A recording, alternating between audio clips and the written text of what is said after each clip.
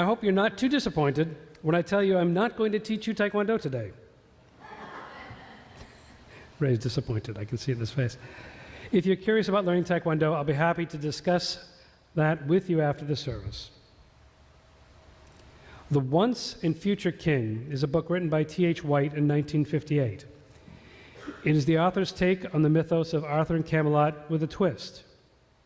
Merlin is experiencing time in reverse, that he has already experienced the future. This perspective allows the author to endow Merlin with the knowledge of every conflict from the era of Camelot to his present day, including the 2 world wars. When the Romans left the British Isles, they left an enormous opportunity for anyone brutal enough to take it. Celts, Britons, Normans, and Saxons worked to outdo each other in their savagery while they tried to rule the Isles. The British mythos says that a king was supernaturally selected to unite the lands with a wizard at his side.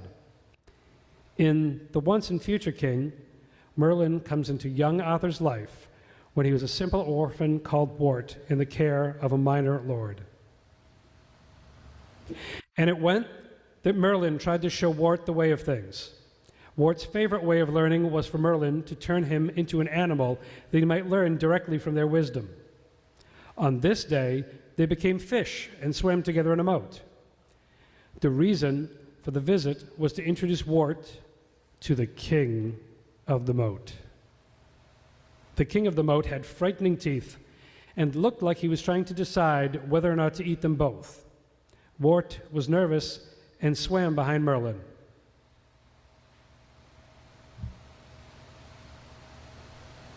Lord. Lord?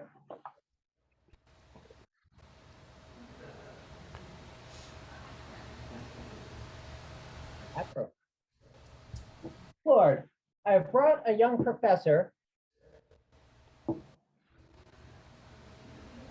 would like to learn to profess. To profess what? Power. Let him speak for himself. Please, I don't know what I ought to say. There is nothing except the power which you pretend to see. There is power to grind and power to digest, power to seek and power to find, power to wait and power to claim, all power in pitilessness. There is only power. Power is of the individual mind, but the mind's power is not enough. Power of the body decides everything. Mind's power, the end. Power and body decides everything. In the end, only might is right. Now I think it is time that you should go away, young master, for I find this conversation uninteresting and exhausting.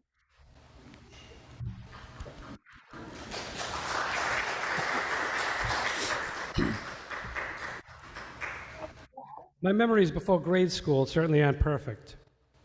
I remember a lot of high-volume discussions, but I don't explicitly remember the adults using intimidation or violence to persuade each other to action. To me, they were a bit like Merlin, and they seemed to be guiding and protecting as best as they understood. While I'm sure they're far from perfect, what I experienced was generally benevolent, even if I didn't think so at the time. At the tender age of 5, they decided to turn me into a fish and sent me to a school. Like Wart, it was there I encountered the king of the moat. And unlike Wart, I had no Merlin to turn me back into a person and rescue me from the moat. I had to wait until the afternoon bell, and the next day it would start all over again. Throughout grammar and high school, along with lessons in reading, writing, and arithmetic, I was taught the lesson of might is right. If I had any questions on the topic, there was generally someone willing to clarify the lesson. It never felt correct to me, and I learned that the adults at school really couldn't be much help. So I focused on my studies and, like young Wart, tried to stay away from the big fish. Returning to the book, we rejoin Arthur. Yeah.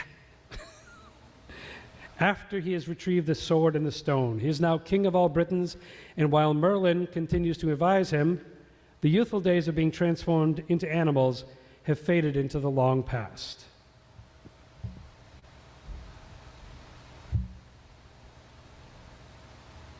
You remember the argument that we were having about aggression?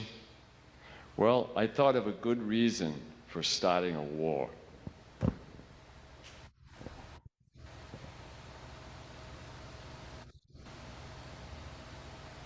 I'd like to hear it. A good reason for starting a war is simply to have a good reason. For instance, there might be a king who has discovered a new way of life for all human beings. As you know, something which could be good for them. It might even be the only way of saving them from destruction. Well, if human beings are too wicked or too stupid to accept his way, he might have to force it on them, and by their own interests, by the sword.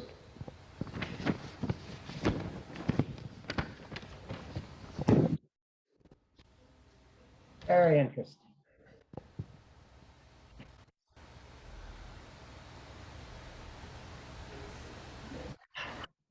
Very interesting. There was just such a man when I was young, an Austrian who invented a new way of life and convinced himself that he was the chap to make it work. He tried to impose his reformation by the sword and plunged the civilized world into misery and chaos.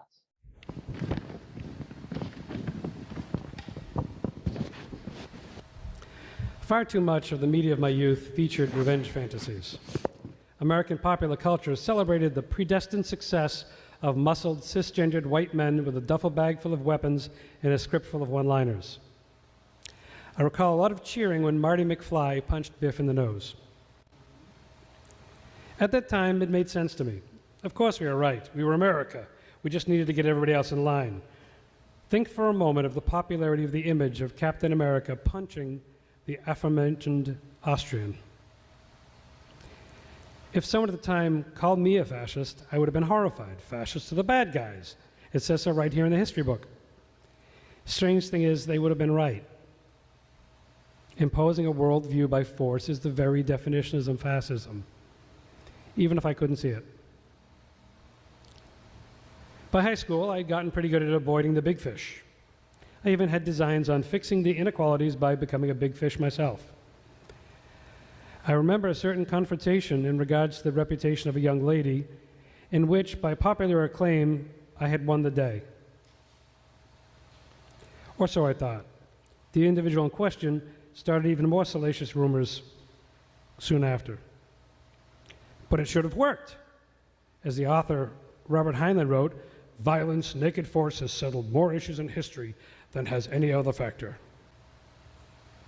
It took me several tries, but eventually I figured out that you can't violence your way to a better world.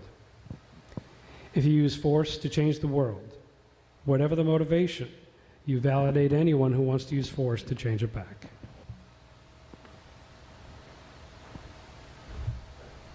I've been thinking about might and right. I don't think things ought to be done because you're able to do them. I think they should be done because you ought to do them. Might is not right. But there is a lot of might knocking about in the world, and something has to be done about it. Now, what have I thought is this: why can't you harness might so that it works for right?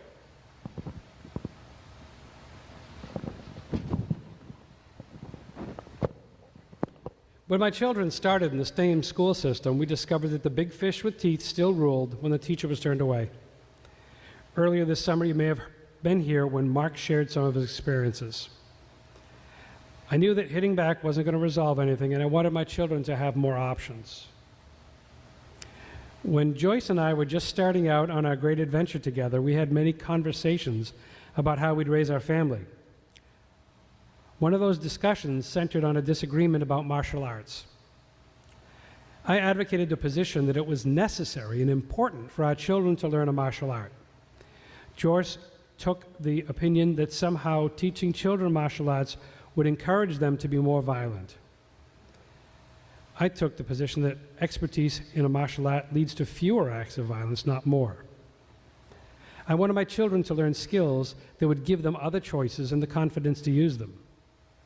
As most of you know by now, apparently I must have explained my position pretty well. Kathleen and Mark are third-degree black belts, and Robert is a fourth-degree black belt. My oldest daughter's father-in-law owns a martial arts studio, and her two sons study there. Kate and Robert tried Pop Warner, when the season ended, Joyce and I agreed that they needed to try something else. I had a great deal of respect for one of Robert's coaches, and he recommended the Taekwondo school in the center of town. Later that same day, I interviewed the man who would become our grandmaster.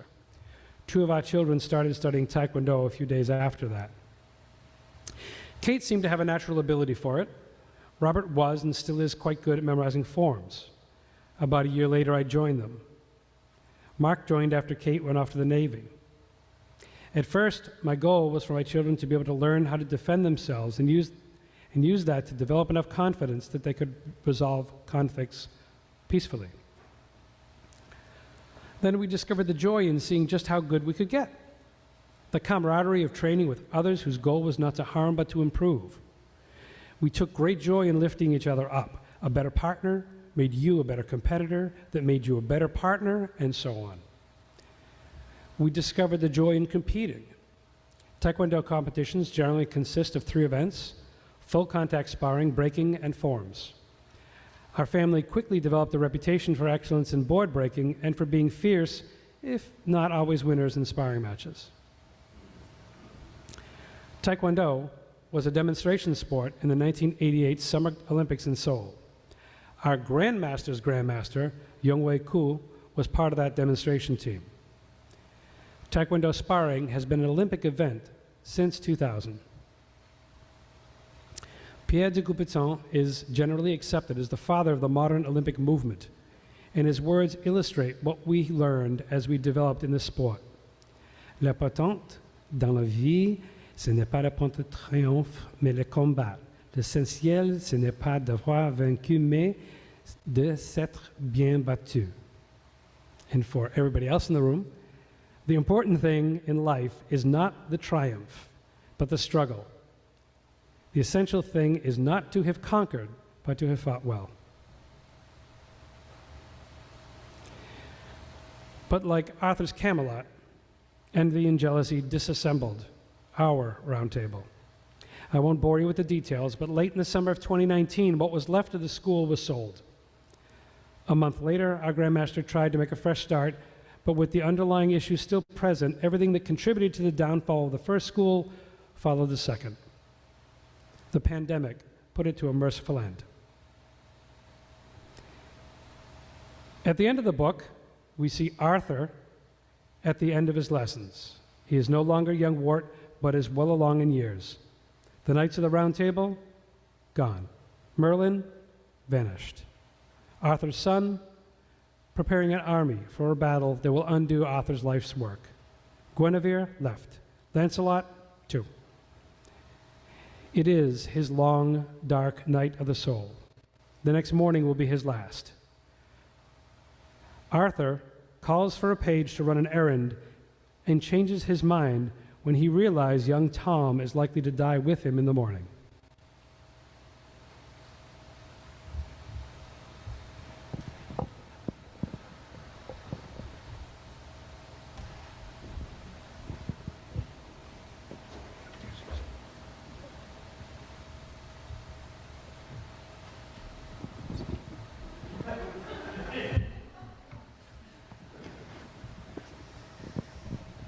Tell me, Tom, what do you intend to do tomorrow? I shall fight, sir. I have a good bow.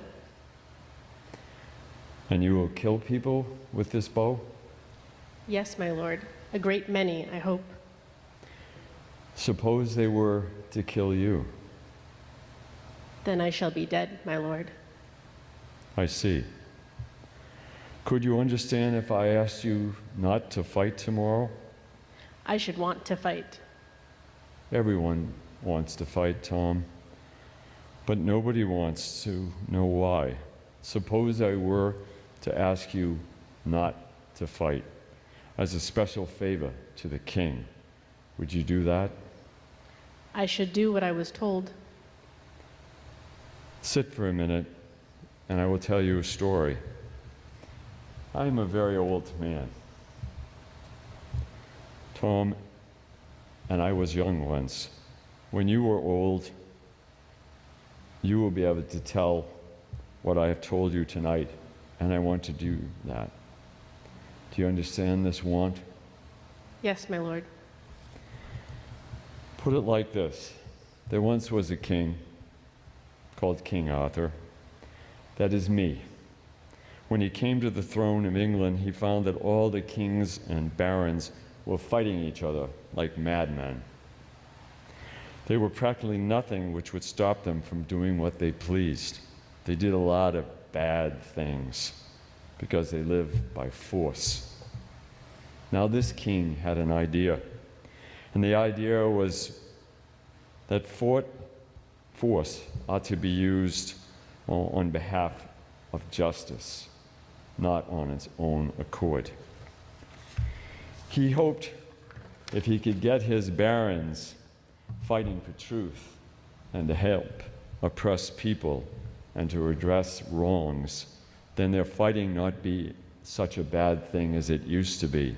So he gathered together all the true and kindly people, Tom, that he knew, and he dressed them in armor, and he made them knights, and taught 50 of them in the happy days.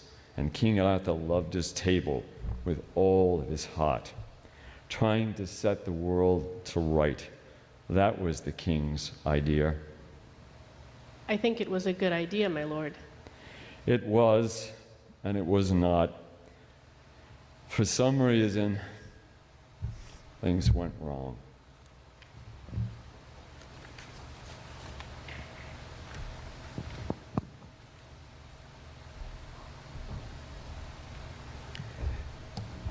Arthur knighted Tom and sent Sir Thomas of Warwick forth with the memory of Camelot and the idea that power should be used for the people, not against them. When the pandemic started, along with all the tumult that it caused in the greater world, the loss of a place to train was very difficult for my family.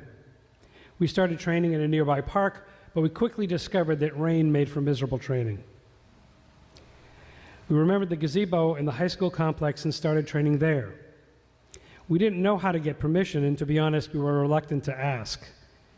In the spirit of the idea that it is better to ask for forgiveness than permission, we created a sign from poster board that said, "Free Taekwondo class." Robert and I had a great many conversations about how we would do things differently. We would ask the students to adhere to a code of conduct that celebrated diversity of all kinds. The focus would be on lifting each other up, no hidden knowledge. Everything would be standards-based and public knowledge. The curriculum would be sourced from professional educators and our experience, put into writing and shared with the students. Students would be tested when it was obvious they were ready to proceed, not because of a date on a calendar. Our training gave us the skills, confidence, and persistence to make it work. There were hundreds of days when it was just Mark, Robert, and myself training with each other. As the pandemic raged, we trained. When it rained, we trained. We trained in summer's hottest days, and we trained in the summer's hottest days.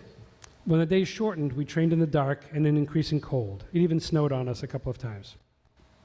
A few people came, watched, asked a few questions, and went away. Then one stayed. We contacted the U.S. Olympic Organization and became members of USA TKD. We designed a logo and spent a few dollars and got nicer banners to hang at the gazebo. Then the Phillips family joined. I cannot tell you the joy of that first belt test, seeing everyone put their skills to the test under pressure. When we realized that we could just not keep training outdoors through the winter, because of the pandemic, we negotiated a great price for a hotel conference room. When the pandemic started to resolve, the price of the room went out of reach. We made a proposal to the director of the Lowell YMCA, and suddenly there was a room full of young people looking for guidance. You see, these are our Toms. But instead of sending one young person off with some hasty words and hope, we are lifting many people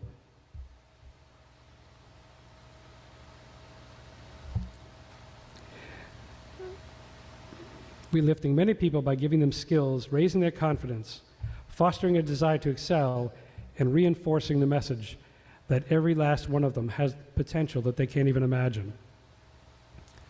In the decades since I've been teaching, both in my Grandmaster School and in our own, every once in a while I notice a new student that doesn't seem to think that they're going to be good at Taekwondo. Maybe they're just physically smaller, or maybe they need more encouragement, maybe they learn differently than their peers, or maybe they've been othered at school. Then in one class, they do something to distinguish themselves. And one of the instructors makes an example of it. Then it's their thing. I can remember a dozen occasions where a young person who started a training exercise or breaking attempt as a kitten finished it as a lion. In our Taekwondo version of chivalry, it's not about saving damsels in distress. It is about the pursuit of excellence. Rather than needing saving, in my experience, young women tend to learn Taekwondo a little faster than their male peers. Their sparring matches generally feature more and faster kicks, making the matches a little more exciting. In Dr. Kim Sok-yeon's The Gesture of Stopping, he describes that while the student learns various techniques to physically stopping violence, he describes the ideal of Taekwondo as stopping the opponent from attacking. To me, the experience and confidence acquired in the diligent study of Taekwondo can be summarized up in these simple lines that we teach our students. The student learns how to strike. The instructor learns when to strike. The master learns that there was never a need to strike at all. About 10 years ago, during a lunchtime walk with some coworkers on Tremont Street in Boston, someone who was clearly having a bad day tried to assault me. I deflected their strike and pushed them back with an open hand to make some distance. There were some words, and eventually the person walked away.